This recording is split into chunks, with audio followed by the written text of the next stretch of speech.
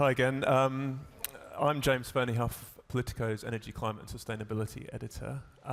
This is the last session before the coffee break, so you've got that waiting for you. We're very lucky now to have reporters who've come in from Paris and Berlin to give an insight on energy policy from Germany and France and how that feeds into the debate here in Brussels. Nicolas Camus is energy reporter based in Paris, and Frederica Holovik is based in Berlin. Frederica, I'll start with you. So 3 months ago we had the attack on Iran and the ensuing energy crisis. How has that changed the debate in Germany about energy and climate policy? So I think there's several parts to this answer. The first one is the immediate reaction that the government has issued, namely lowering the tax on fuels for 2 months.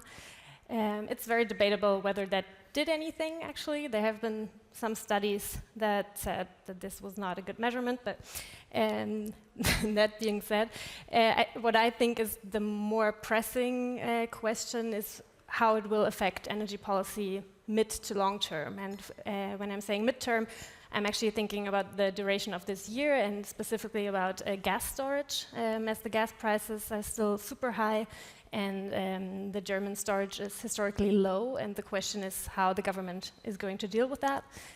This has been an ongoing debate since the last energy crisis. So these are rules on how much gas is stored inside Germany? Yes, yeah. And whether there should be, on the state level, a mandated storage. And then long term, I think the question is whether the learnings from the Iran war, but also the Ukraine war, actually influence the debate in a way that shifts away from fossil fuel dependency. As everyone here knows, Germany does currently not have much fossil fuels that we can gather in our own country, so it makes us dependent on other places, and this has been a big issue. But it doesn't feel right now like the shift has really taken place yet.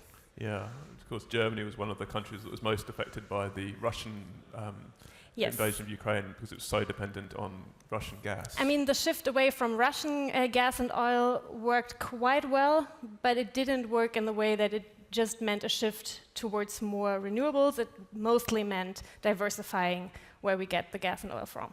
Okay, I'll turn to you, Nicolas, now.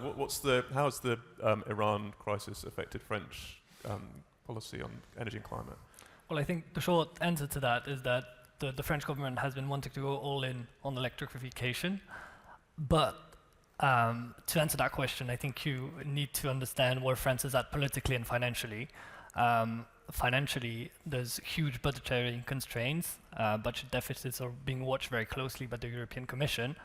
And politically, we're also at a very peculiar moment. The government doesn't have a majority in parliament, and we have presidential elections next year, which also means that it's not the time for big reforms. And that has sort of limited the French government's ability to really meaningfully electrify the country. So there's been announcements. They've announced several measures to facilitate electrification, but most of it is reliant on private money.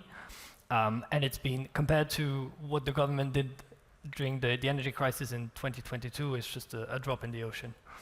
Yeah. On this topic of electrification, one of the big policy files being debated in Brussels at the moment is the European grids package. And France has been one of the most vocal critics of what's been presented.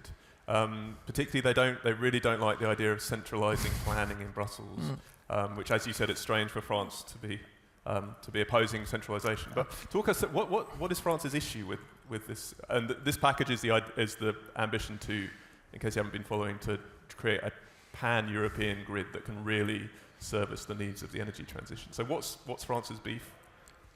So the thing is, France is currently exporting a lot of electricity, and electricity prices in France are amongst the lowest in Europe. And so when you've got cheap renewable electricity coming from the Iberian Peninsula, Spain, and Portugal, and it needs to go to Germany, for example, or the Netherlands, where electricity prices are higher, it has to go through France. And so France is having to invest a lot of money into its internal grid, and they're worried that if planning gets centralized in Brussels for the entire European grid, it's gonna divert some money that would need to be used internally.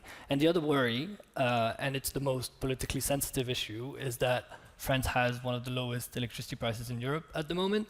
And what the French TSO, RTE, the grid operator, and the French government are really worried about is that if planning is centralized at the European level, it's going to lead to overinvestment in France, and that ultimately is going to lead to rising energy bills for voters, which ahead of an election next year is never a good idea. Yeah, I suppose the question then is, one of the second biggest country in the EU being so against certain measures in the grids package, to what extent that can derail the whole thing. Do you have any sense of that? It's been the big question that we've been trying to answer with our colleagues in Brussels since the negotiations started a few months ago. It sounds like France doesn't have a lot of allies in that file. Sweden has been very vocal since the start. The French, not so much. I've yet to hear what a French minister had to say about the package whenever they come to Brussels. So it sounds like it's going to be difficult for the French government to get its way.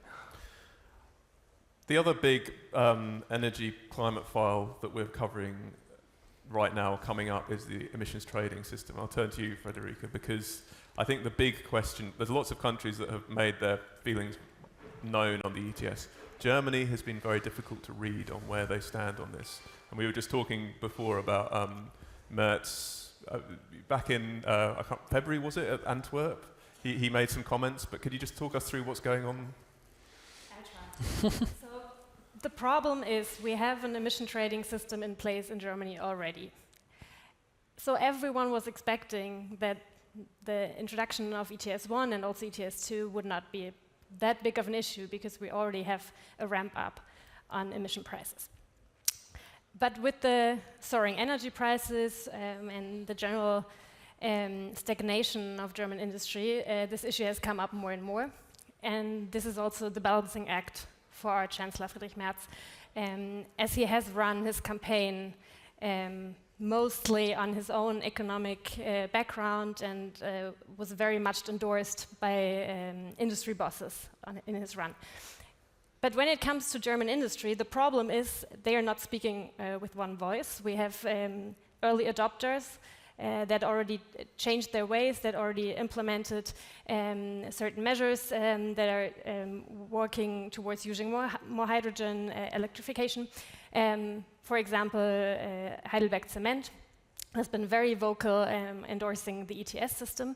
But then you have an entirely other part of industry, mostly automotive focused, that has not made this switch yet, and they're pushing very much in the opposing direction. And so Merz is basically torn between those two sides. And when it comes to his comments in Antwerp, I'm actually unsure what he meant to do, but I'm pretty sure he didn't mean to do what ended up happening.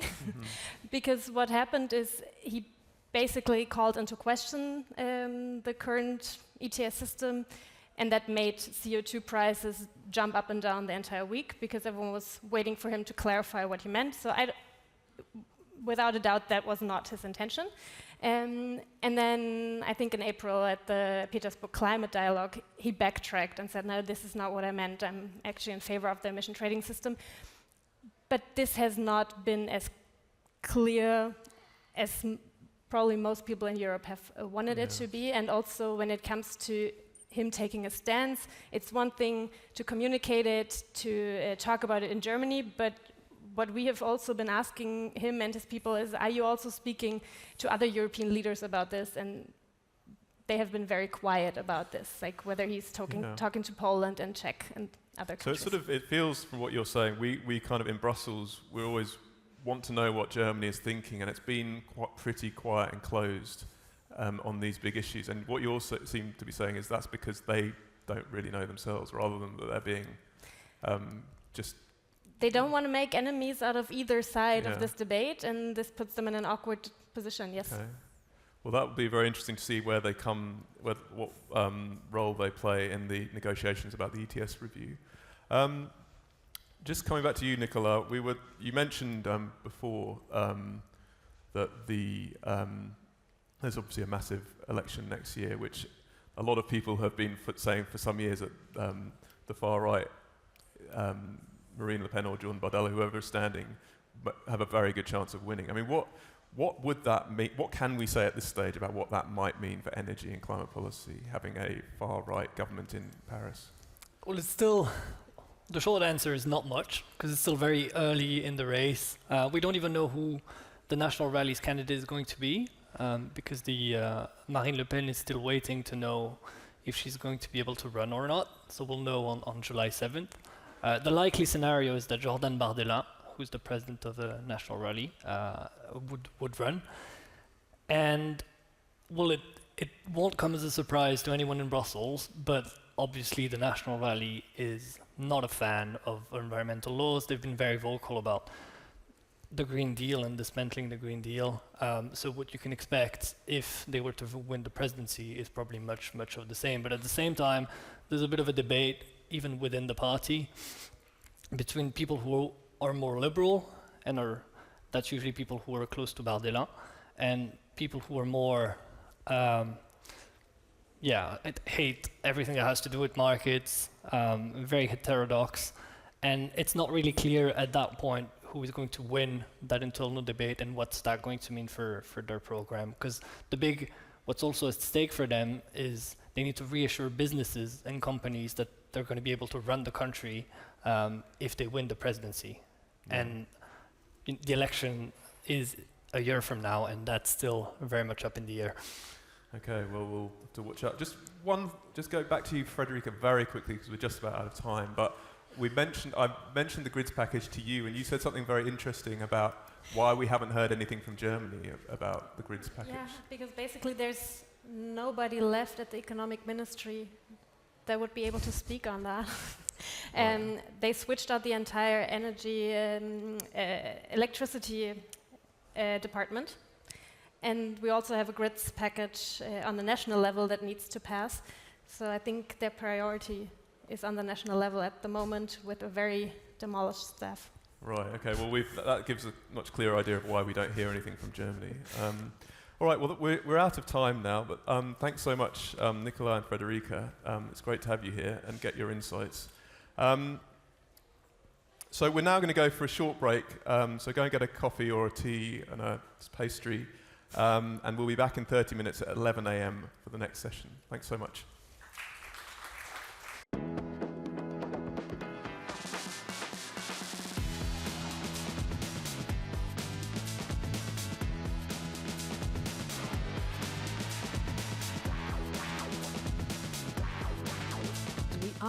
United in diversity. We are very heterogeneous in our opinion. We are doing this in our open democracies. Discussion is all open and loud, and I'm not for that. What is European Union? What is freedom? How we learn together?